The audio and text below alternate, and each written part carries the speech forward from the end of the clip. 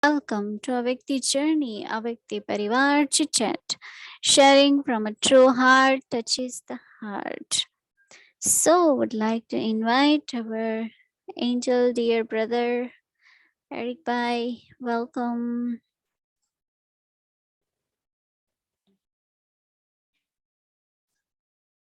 Om Shanti.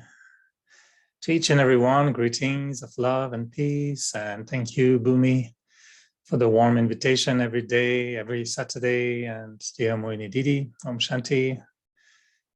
So, yes, it feels like the Betty is also, continuing. I don't know if we feel it has stopped. To me, it feels like it's still going on. And Mohini Didi, before I ask you a few questions, I was wondering if I can follow up on the homework for tomorrow. And this dance of Brahma, or what they call to follow Brahma in the dance of Nataraj. I was wondering if you can explain, am I in the right dance? Because there are so many different dances. And I know a little bit of salsa, a little bit of rock and roll, a little bit of valse. I don't know if I want to know how to dance the dance of Nataraj. So if you can tell us, is this the dance we're talking about? Is it the dance of Nataraj? And if it is the right one, could you tell us a little bit about that dance?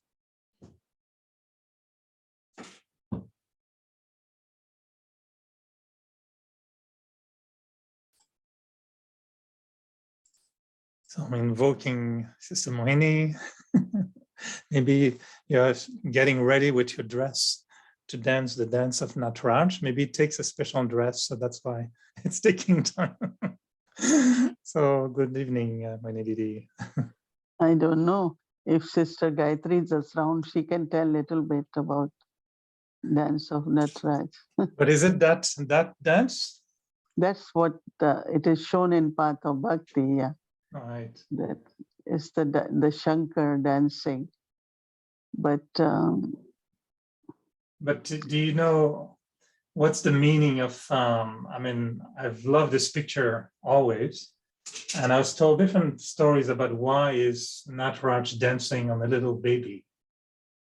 Do you remember that story? Why he's dancing on a little baby here? Maybe Gayatri can tell us. Is that the dance you want me to dance tomorrow, Gayatri?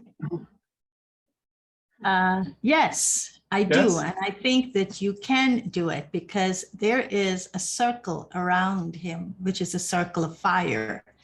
So at the time Shiva did the dance of creation, the world was on fire. So the significance is that when your third eye opens, you see, this is the point of the dance. You are dancing with your third eye open, okay? And in any dance, you need to know steps and you need to keep your eye open when you're dancing, right? Especially if you're dancing with a partner. So when his third eye opened, the whole world went on fire. It was already on fire with the vices and the impurities. So Shiva decided, rather than fight and get intensely confrontational, he decided to do what he does best, and that is his dance. And so he did the dance of creation. And of course, we all know the dance was a subtle dance in the souls of human beings. So he chose the most conducive dance floor, which was in the inner realms of the souls of human beings. And he touched that sacred spot, which we have preserved only for God to come in and do that dance. And so the dance actually, Eric, you have the memorial of it in Leonard Cohen's music, in which Leonard Cohen said, "Dance me to the end of love." So that's what Baba does. He danced us in that sacred space while the world was on fire and took us to not an a never ending, I would say, realm of love. And within that, he transformed all souls. And he made us, like he was in the dance, compatible with steps and compatible with music, but most importantly, compatible with love. And that was the dance of Nataraj. Now, the path of bhakti has got it very differently. And so that's how he transformed us, by dancing us to our perfection and completion through a dance of love, an ever-ending love. Thank you. I should practice, and maybe next week, Mohini Didi, I will sing you the song from Leonard Cohen.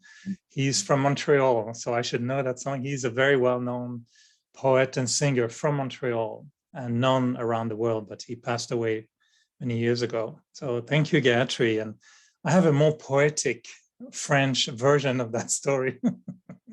And they say that, you know, in Christianity, they say that there was a word and the world was created. And we say, well, in Christianity, it's very serious, but in Hinduism, it's so beautiful. God started dancing, and every thought was so beautiful that the world was created through the dance. So I don't know if that's true, but that's what I heard. And it was said that the reason why he's dancing on a little child and a little baby is that he could recognize evil just even before it manifests as a full adult. And just as an infant stage, he would recognize evil and cut the throat away and dance on it, which is a strange dance, but you know, why not? So maybe Bhumi at the end can teach us all to dance and make the proper step. So we can dance the proper dance tomorrow with the song of Leonard Cohen. All right, thank you so much, Gayatri, for this clarity. So Mohini Didi, I was actually going to go into completely different direction because in the last, you know, in a few days of the Bhatti, I was experimenting with silence and feeling how silence has so many different layers. And it could be, yes, silence of the mind when there are less thoughts, more simple thoughts, but silence of ideas. So where ideas from the self or from other people just become silent, and just the sound of Baba can be heard, or the sound of the soul. And it could be silence of the sanskaras. And I realized it was also silence of the identity. And I was very curious to know what you think of, you know, when we go into that deep silence and we want to have accurate soul consciousness, an accurate remembrance of Baba. Sometimes I think we still have identities that are okay, that are true. I'm a Brahmin. I was a deity, I'm an angel, but these identities even could be a layer, and I can go deeper underneath and have a deep silence where I'm not even a BK or Brahmin, I'm not an angel, but I'm just a soul. Does that, you know, sound like a fair interpretation of going into deep silence, or did I just fell asleep and I didn't realize it and I'm misunderstanding silence? Because all the identities are for playing role. And when we are in deep silence, there is just soul consciousness, and we are very much into super sensitive joy, very happy. But when you have to connect again and play your part, then you have to pick up your role, right? That, like I was telling someone that I'm very, very happy with being natural as a soul. And then, of course, then we say BK, sister, whatever. But when it comes to any kind of role, you know, so it takes little time, right?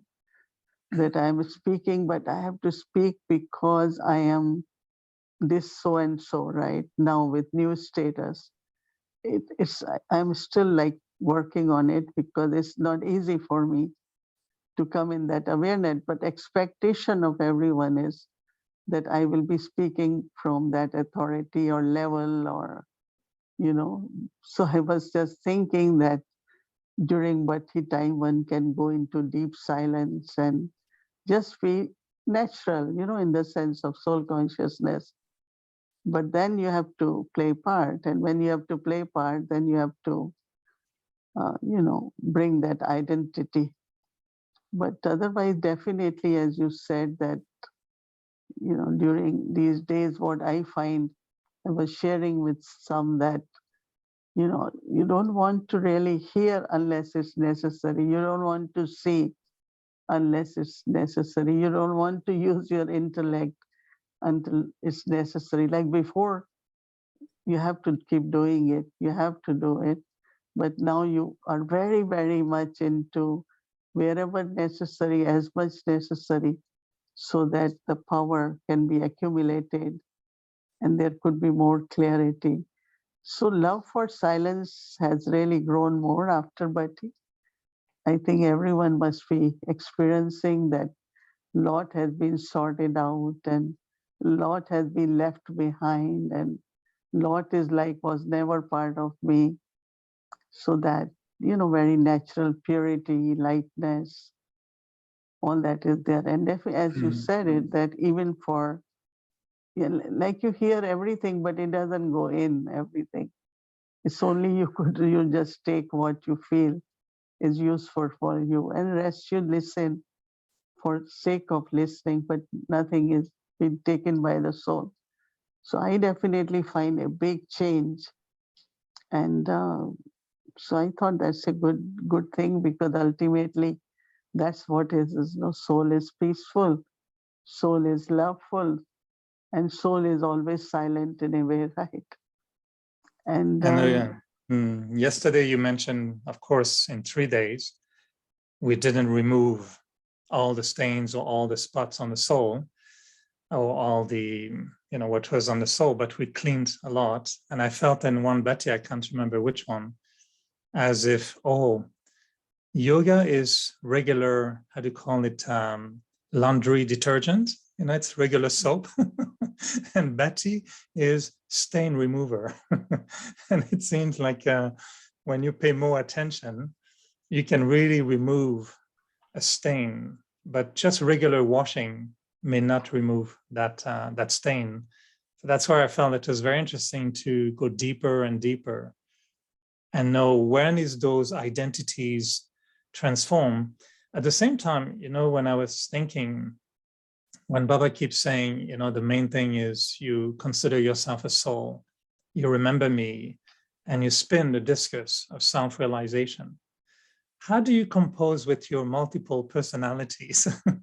In a sense, like, yes, it's role, but Baba wants us to experience, I'm a deity. He wants us to experience, I'm an angel, the 5 forms. He wants me to experience, I'm a Brahmin. So what is the use of those identities for you, whilst yet remaining aware that my true identity is deeper into silence when I'm beyond my role? How do you compose with playing those multiple personalities and yet going into deep silence?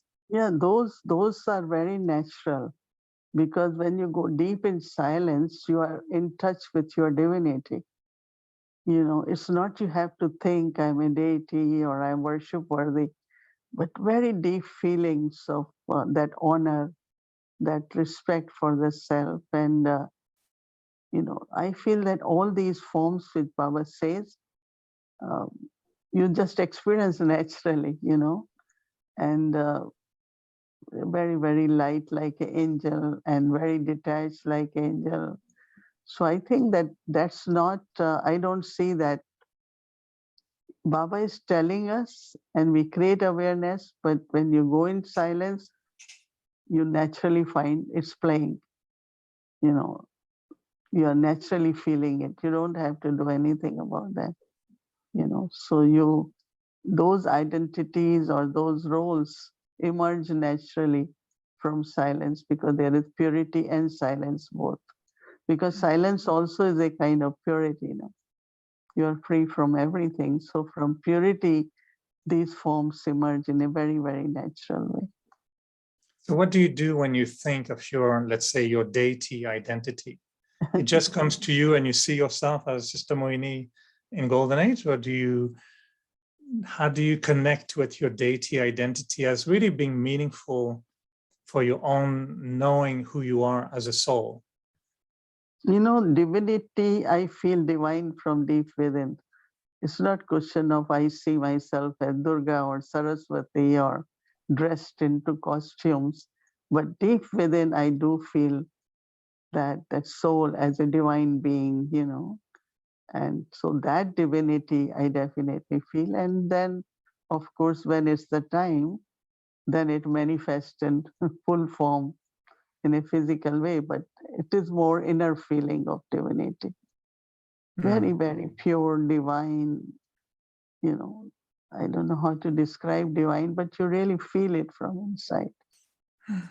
But do you sometimes spend time in the stage of being in one of those identities? For example, do you sometimes really enjoy being you as a Brahmin and feel, yeah, I enjoy being a Brahmin? And do you take something out of it, which is not body conscious or Brahmin conscious? Yeah, definitely. When I am a godly student and I am studying properly, then I am reading morely and a student life as a Brahmin.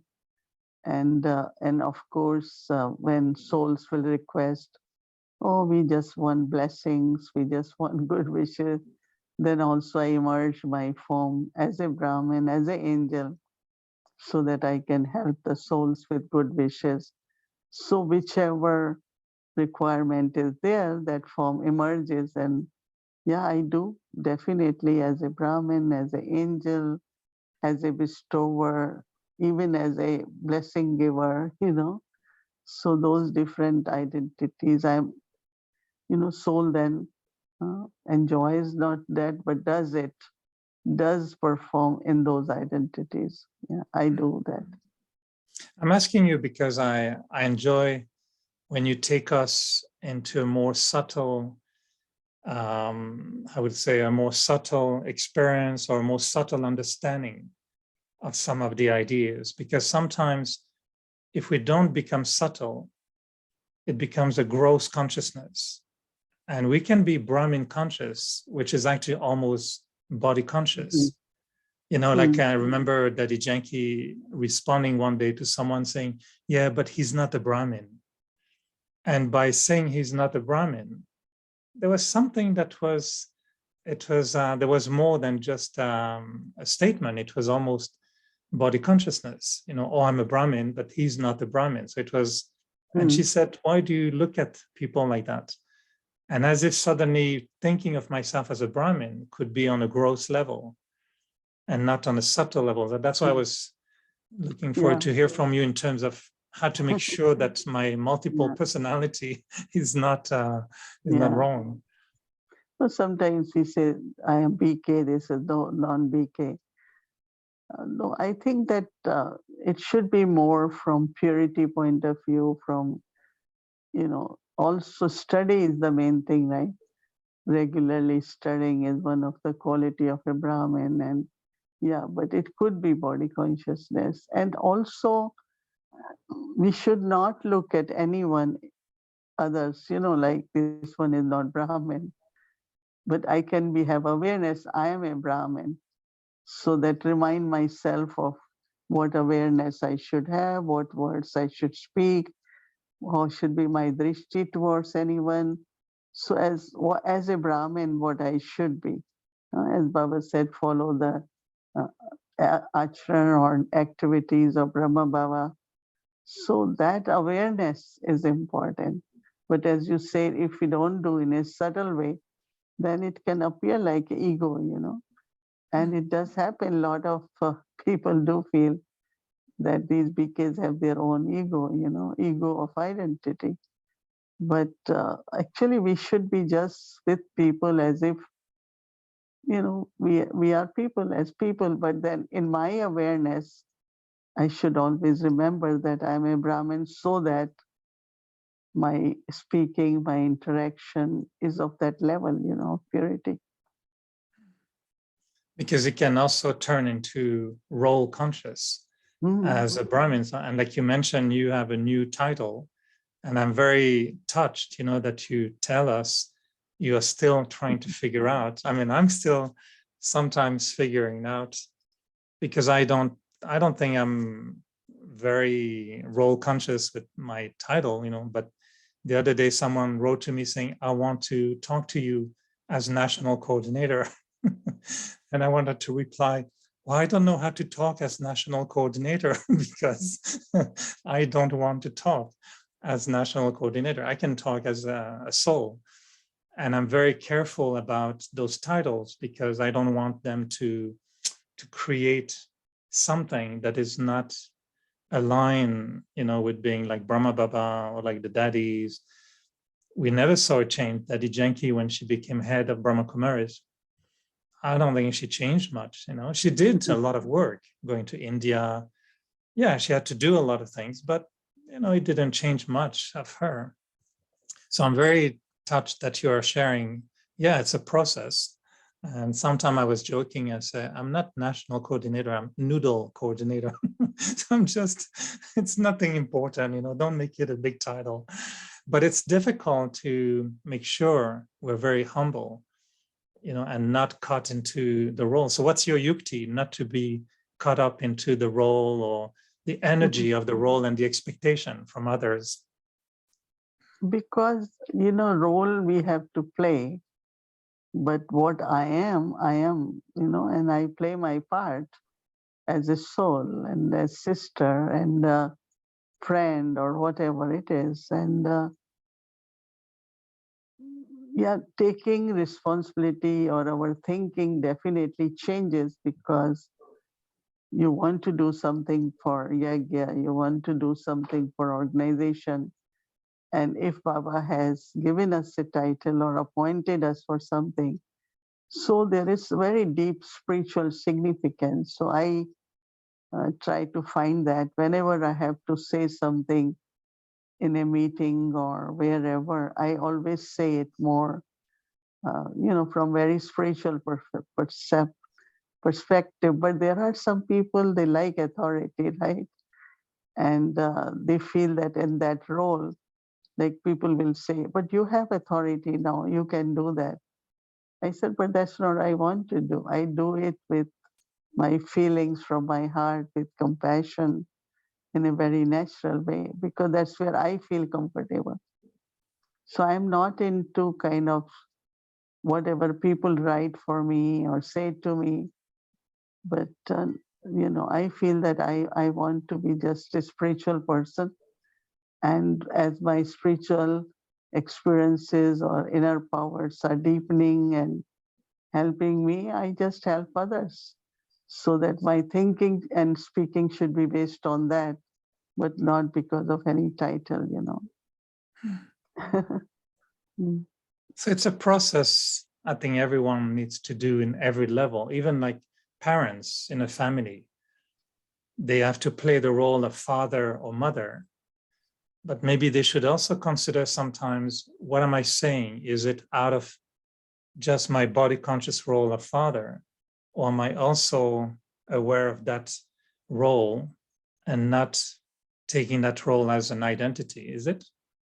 Yeah, because in some families, they, with children and everyone, when they talk, they call each other as a friend, because they don't want them to feel that they are just young children and they are parents. So sometimes to help them to grow and kind of make them feel that there is not question of age difference. Everyone has part to play, but they always call each other friend. In one family, they always call each other friend. The son says to father or all that. And then they were saying, because we want to all feel part of the family at same level, because they feel that children also have to contribute a lot.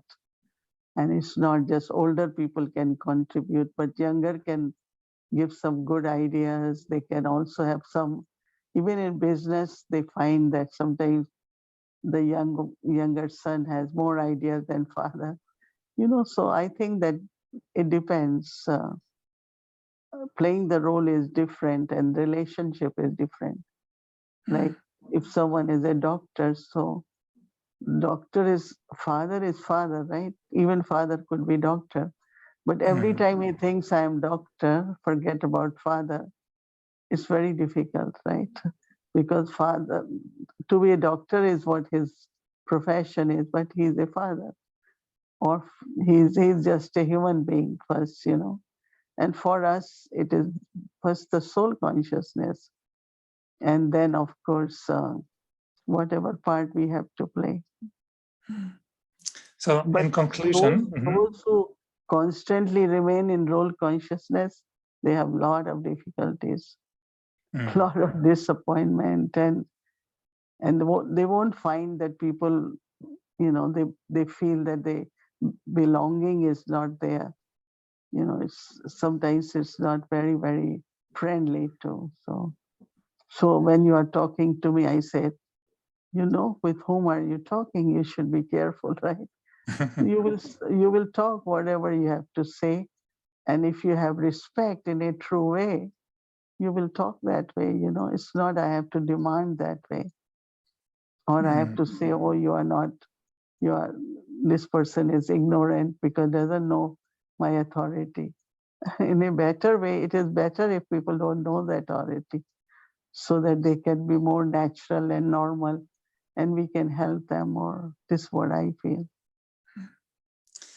So in conclusion, do you feel that, you know, collectively, as we continue in these bhattis and deeper understanding, deeper yoga, do you feel that when we go into that deep silence, there is less a need to kind of spin the cycle of self-realization? And as you said, it just maybe comes naturally. And is it that spinning the discus was actually an exercise to bring us into that deep silence? So do you feel that for yourself, now that we are more and more into that silence, there's less a need to go into the spinning of all these forms and all these reflections? Yeah, I didn't be doing that, but what, as I mentioned yesterday, that purification of each thought, that each thought be, you know, it should be really uninfluenced, unconditioned, and completely clean and pure. And as you said, no, not even tainted by anything, so that the power, I could receive power, I can always experience Baba's any relationship, and also get right thoughts at the right time. So I had been, you know, kind of doing that more than, but whenever Baba is giving the drill and I am part of it, I also enjoy that too with Baba. But I'm not really doing it more in a, you know, regular basis. But it's just total concentration, determination, keeping my intellect very, very refined so that it can discern properly, you know, paying more deeper attention to these inner abilities and accumulation, you know, of powers. Anyway, that's what I also very much enjoyed in the bhatti, was how restful it is to be so deep in silence. And I thought that was a good meaning for me, for my name, you know, Le Rest. I thought, yeah, this is really my name. I'm really the rest. I can really now just rest. And I thought, finally, this is my name. I should just be at rest. So that was my experience of the bhatti, to be so silent, but there was no identity and nothing. I was very, very restful. So really enjoyed, and it continues. I don't feel the bhatti has stopped. I feel the energy is still the same. So that's what Baba said, no furnace, it has to always remain burned. So we have to continue. We cannot make it cool off like, you know, it was just 3 days. We will continue all the time. Yeah. So do you think that Nataraj can dance and have Toli at the same time, or can Nataraj dance and have a hand where Toli can come? Yeah, we'll practice the dance. Maybe Bhumi will show us how to make that leg so beautiful and stand. I know it's a posture in the dance. I was told that in a classical Indian dance, when sometimes the sister usually stops and they use that same posture as Nataraj. And it's known to be very difficult to do because they're in movement and they have to stop and everybody claps. And I've seen it in the show and everybody clap and they say, why are they clapping? She did the Nataraj pause. And I say, oh, okay, very nice. So you can do the Nataraj pause with the toli in the hand. Come, sisters. You have to have a special class for that. They really practice. So all right, let me know. Let me know and I'll practice. Tomorrow evening, sisters will show you. But they need to be professional. This is Anuta will show tomorrow. This is the toli. It is brown sugar and some nuts. Yeah, they melt the brown sugar, little bit oil, and then they put all the nuts and mix that, and then set it flat. It comes very crafty. Yes, in Madhuban also they give. The Madhuban is sesame seed mostly, but this is different nuts, almonds, and sometimes peanuts and.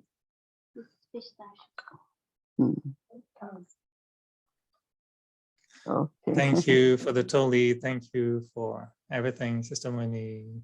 Thank you. Good night. Good night. Good night. Thank you.